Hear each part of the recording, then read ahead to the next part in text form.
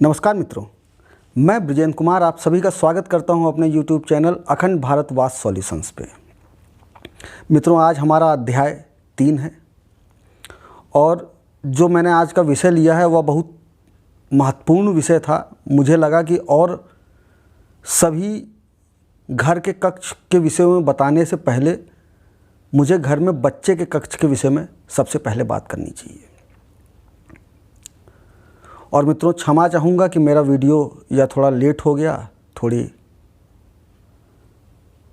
कार्य की वजह से और थोड़ा तबीयत ख़राब होने की वजह से, पर अब मैं बिल्कुल स्वस्थ हूँ और पूरी कोशिश करूँगा कि लगातार मेरे वीडियोस आप सबको प्राप्त होते रहें और आप इन वीडियो से ज्ञान अर्जित करते रहें। तो मित्रों, बात करते हैं विद्यार्थी के रूम की, आपके घर में आपके बच्चे की रूम की। बच्चा एक विद्यार्थी होता है, छोटा होता है। जब बच्चा जन्म लेता है तो 1 साल से 5 साल की उम्र तक उस बच्चे के लिए इस दुनिया में जो कोई है, भगवान, माता पिता, दादा दादी, जो कुछ भी हैं, वह उसके माता पिता होते हैं। मित्रों, 5 साल से 10 साल तक उस बच्चे के लिए उसके माता पिता इस पूरी पृथ्वी, इस पूरे ब्रह्मांड में सबसे शक्तिशाली पुरुष होते हैं जो उस बच्चे की रक्षा करते हैं। मित्रों, 10 साल से 15 साल तक वह बच्चा चीज़ों को समझने लगता है और वह जानने लगता है कि मेरे माता पिता, मेरे परिवार, मेरे घर से भी आगे बहुत दुनिया है। मित्रों, 15 से 20 साल तक वह बच्चा खुद कोल्हू की तरह पिसता है, मेहनत करता है, शिक्षा ग्रहण करता है और 20 साल और 25 साल के उपरांत वह बच्चा यह सोचता है कि मैं अपने माता पिता से भी ज़्यादा सुपीरियर हूँ। गलत सोचता है मित्रों, पर क्या करें, विधि ने इसी नियम को बना रखा है और इसी नियम से सृष्टि चलती है।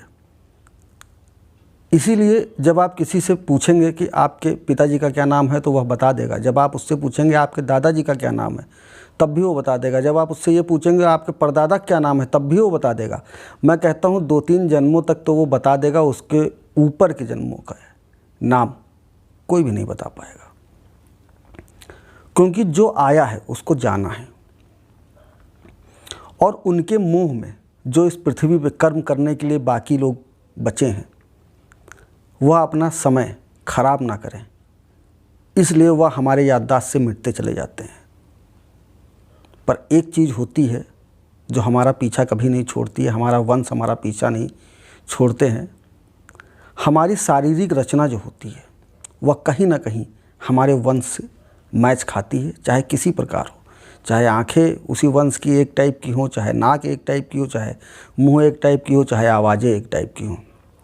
तो मित्रों, इस विषय पर ना जा करके मैंने सोचा आपको बताना यह ज़रूरी है। हम लोग चलते हैं बच्चे के रूम के विषय में। कहाँ पे होना चाहिए, किस स्थान पे होना चाहिए और क्यों होना चाहिए।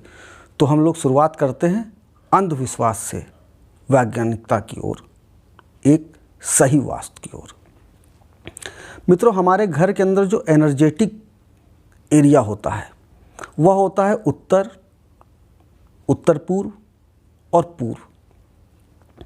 यह मित्रों हमारे घर का सबसे ज़्यादा एनर्जेटिक एरिया होता है। क्यों होता है यह आप पहले की वीडियो में आपको बता चुका हूँ, पर तब भी आपको बता देता हूँ थोड़ा सा, कि इस दिशा से सूर्य की पहली किरणें हमारे घर के ऊपर पड़ती हैं या सूर्य का पहला प्रकाश इन्हीं दिशाओं से आता है। तो यह वह किरणें होती हैं जिन किरणों को हम एब्जॉर्ब कर सकते हैं, जो हमारे शरीर के अंदर ऊर्जा का संचार करती हैं, सकारात्मक ऊर्जा का। तो मित्रों, यह एनर्जेटिक प्लेस होता है। और इसी के बिल्कुल विपरीत साउथ, आग्नेय कोण, जहाँ पे सूर्य अपना सबसे ज़्यादा समय व्यतीत करता है और हमारे सबसे करीब रहता है, तो वह बहुत गर्मी पैदा करता है, बहुत ऊर्जा पैदा करता है। तो वह आपका हो जाता है साउथ। दक्षिण पूर्व और उसके बाद आपका आ जाता है पश्चिम दक्षिण। तो मित्रों, वह जिधर सूरज डूबता है वह उतना एनर्जेटिक स्थान नहीं माना जाता है। इसलिए जो एनर्जेटिक स्थान नहीं है उसे हमें विश्राम के लिए इस्तेमाल करना चाहिए, रात में सोने के लिए इस्तेमाल करना चाहिए, और अपने कार्यों के लिए हमें अपने घर के एनर्जेटिक स्थानों का उपयोग करना चाहिए। तो मित्रों, उस हिसाब से जो बच्चों का कक्ष सबसे अच्छा आता है वो आपका पहले नंबर पे आता है उत्तर पश्चिम दिशा का कोना, दूसरे नंबर पे उत्तर, तीसरे नंबर पे उत्तर पूर्व, और चौथे पे हल्का सा आधे तक पूर्व आप ले सकते हैं। तो इस स्थान पे बच्चों का कक्ष होना चाहिए। यह एनर्जेटिक स्थान होता है, और जो बच्चे होते हैं उनको ऊर्जा की सबसे अधिक आवश्यकता होती है कि वह अपने कार्यों में सफलता प्रदान करें। तो यह दिमाग से निकाल दीजिए कि एग्जैक्ट इसी जगह पे होना चाहिए या इस एरिया में होना चाहिए, या पश्चिम में करें तो पश्चिम में कितने मीटर या फिट आप उसको अंदर की ओर रखें, कुछ नहीं। एनर्जेटिक स्थान पे आपको जो है बच्चे का कक्ष देना है। अब एक बात मैं यहाँ पे आपसे ये बताना चाहूँगा कि आप किसी के भी घर में जाएं तो बिना उनसे किसी सवाल को पूछे हुए आप यह कैसे जान लें कि उस घर के बच्चे कितनी ऊंचाइयों पे हैं, कितनी उन्नति उन्होंने की है, यदि वह घर में रह के पढ़े हुए हैं।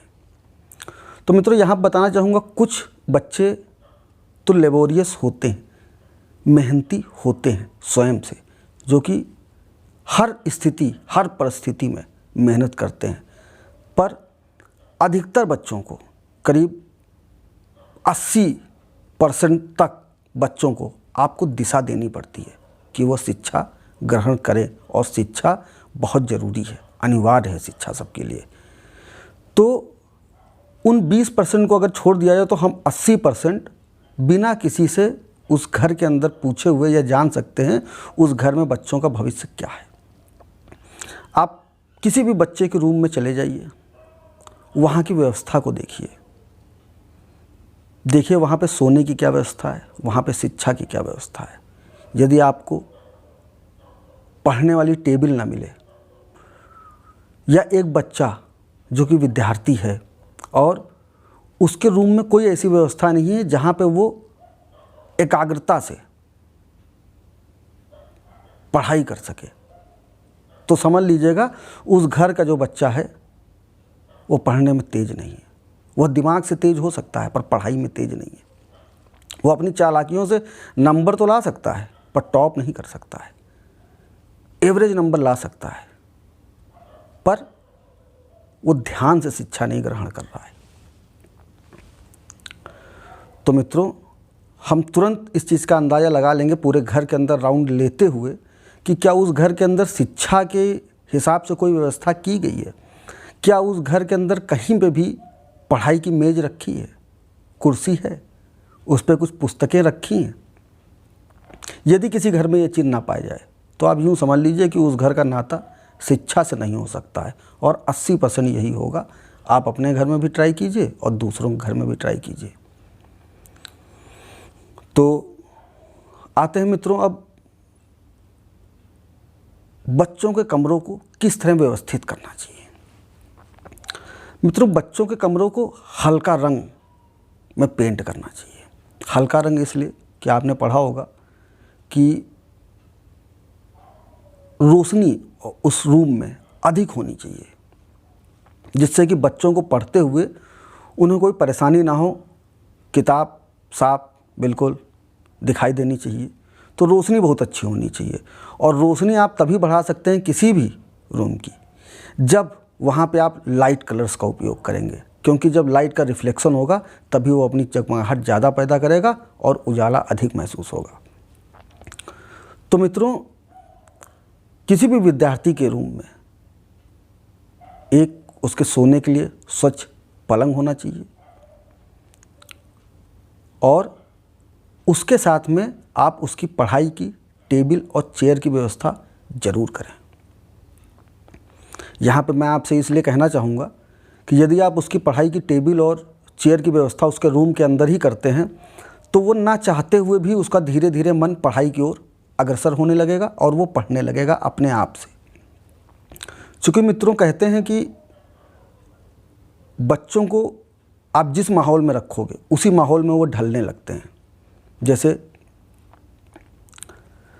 तो वह डेली टेबल और चेयर को देख करके, उस पर रखी हुई पुस्तकों को देख करके, चलिए वो शिक्षा नहीं करेगा, पढ़ाई नहीं करेगा, परंतु उस टेबल के ऊपर कुछ ना कुछ करेगा और धीरे धीरे वह परिवर्तित होने लगेगा। फिर वो अपनी किताबों को भी खोल के देखने लगेगा और पढ़ाई शुरू कर देगा।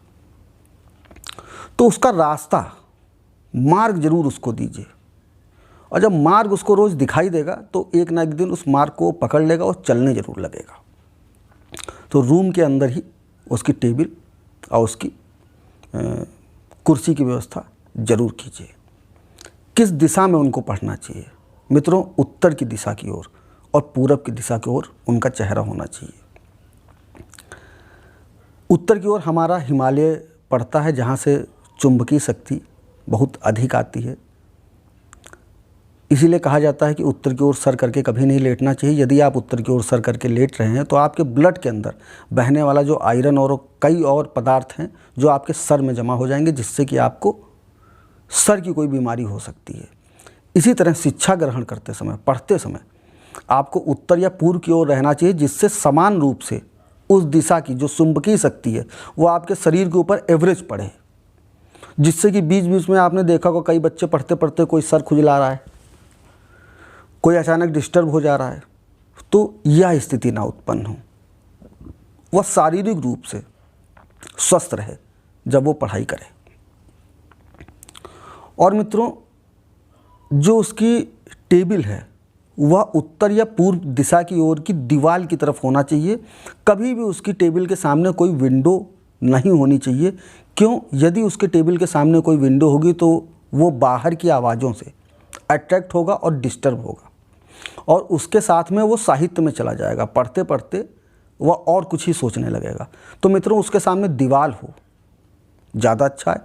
उस दीवार के ऊपर वह कोटेशंस लिखे हुए हों, कुछ भी आप जो उस पर चाहें वो उस पर कर सकते हैं। थॉट्स लिख सकते हैं, कोटेशंस लिख सकते हैं, एक इंसान को कैसे अपने सारे चरणों को पार करना चाहिए वह लिख सकते हैं। कोई भी ऐसी चीज़ें जो कि उसको प्रोत्साहित करें पढ़ाई की ओर, अग्रसर करें उसको इस पथ पे चलने के लिए, तो यह होना चाहिए। और मित्रों, टेबल बिल्कुल दीवार से सटी हुई नहीं होनी चाहिए। दीवार की अपनी अलग ऊष्मा है और आपकी टेबल की अपनी अलग ऊष्मा है, और जो समान रूप से टेबल की ऊष्मा है उस ऊष्मा को दीवार की ऊष्मा डिस्टर्ब कर देगी। तो कभी भी टेबल को दीवार से बिल्कुल सटा के ना रखें। टेबल का साइज क्या होना चाहिए? टेबल का साइज उसके द्वारा ली जा रही शिक्षा के अनुसार होना चाहिए, कौन सी शिक्षा वो ग्रहण कर रहा है।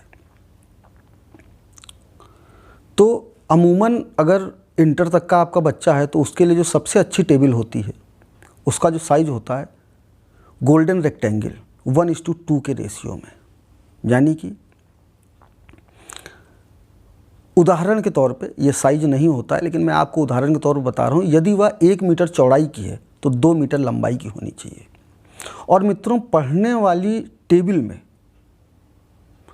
जो पैरों के पास साइड में हम लोग ड्रॉर लगा देते हैं वो ड्रॉर कतई नहीं होनी चाहिए।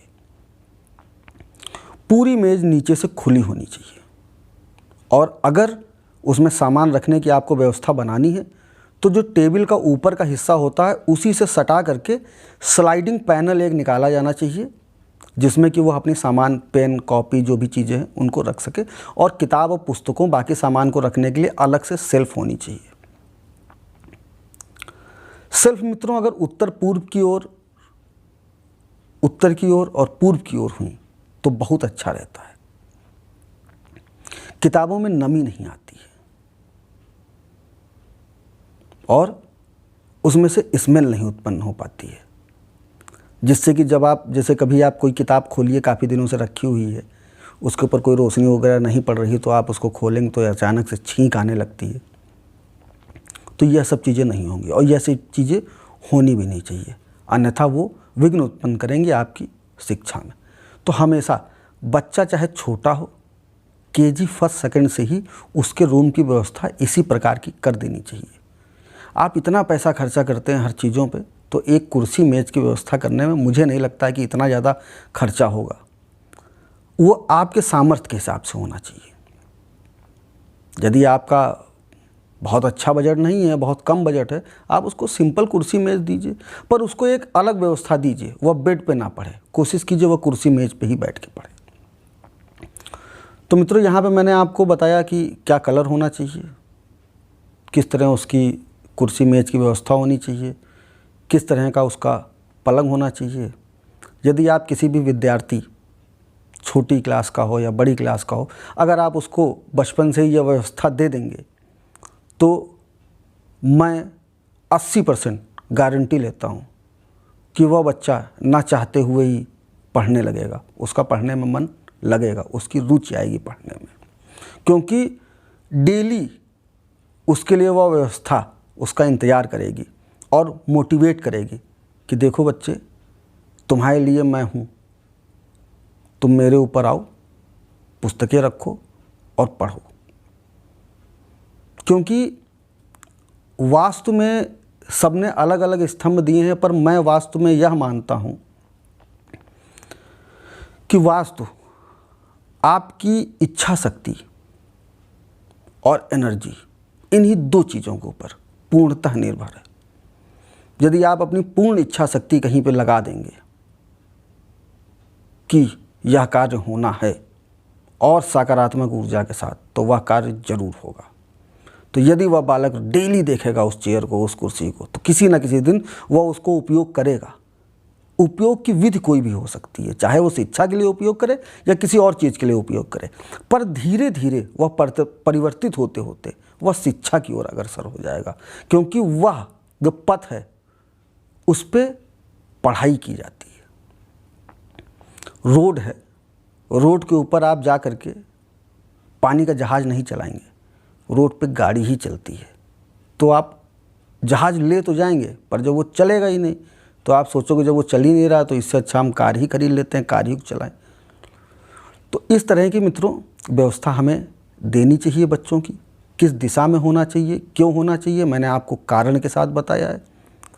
अंधविश्वास से दूर रहिए और सत्यता की ओर कदम बढ़ाइए। असली वास्तु को जानिए। वास्तु एक वैज्ञानिक विधि है, जिस विधि के अनुसार हमें अपने घर का निर्माण करना चाहिए। उसके बाद देखिए आप अपने बच्चे का शिक्षा का स्तर क्या हो जाता है। यही व्यवस्था हमें घर में, उसके रूम में करनी चाहिए। यही व्यवस्था यदि वह किसी हॉस्टल में रहता है तो वह स्वयं अपने हिसाब से उस हॉस्टल में उस व्यवस्था को कर ले। और स्टडी रूम जो होता है वह बच्चों की पढ़ाई के लिए नहीं होता है। स्टडी रूम उस व्यक्ति के लिए होता है जो अपने रूम में पूरे परिवार के साथ रहता है, यानी कि वो, उसकी पत्नी, उसके बच्चे सब रहते हैं। तो उसकी पत्नी, उसके बच्चों को डिस्टर्बेंस ना हो, इसलिए उसको स्टडी रूम की आवश्यकता होती है। और खुद भी अपने काम में कंसंट्रेशन दिखा सके, इसलिए उसको स्टडी रूम की ज़रूरत होती है कि जितनी देर उसने चाहा उसमें उसने पढ़ाई किया, अपना जो भी कार्य है वो कार्य किया और उसके बाद वो चला गया सोने के लिए। पर बच्चे के लिए स्टडी रूम की आवश्यकता नहीं होती, बच्चे के रूम में ही सारी व्यवस्था कर देनी चाहिए। विशेष ध्यान दें इसका। और आपका बच्चा है, उसे तराश करके आप एक अनमोल हीरा बना सकते हैं इस प्रक्रिया से, इस तरीके से, जिससे कि वह आपका, आपके वंश का, अपने ज़िले का, अपने प्रदेश का, अपने देश का नाम रोशन कर सके। और इसी के साथ मित्रों मैं विदा लेता हूँ। आशा है यह जानकारी आपको अच्छी लगी होगी। पर फिर कहूँगा, अंधविश्वास की ओर ना रहिए कि इधर ये फ़ोटो टांग दीजिए, उधर ये टांग दीजिए, इधर ये कर लीजिए, उधर वो कर लीजिए। उसमें कोई वैज्ञानिकता नहीं है। और हमारा वास्तु पूर्ण रूप से वैज्ञानिकता के ऊपर है, इसमें कोई भी अंधविश्वास नहीं है। लोगों ने इसे परिवर्तित कर दिया है। जब तक आप डरेंगे नहीं तब तक भरेंगे नहीं। मेरे जैसे वास्तुशास्त्रियों को क्षमा चाहता हूँ। इसी के साथ विदा लेता हूँ। नमस्कार मित्रों।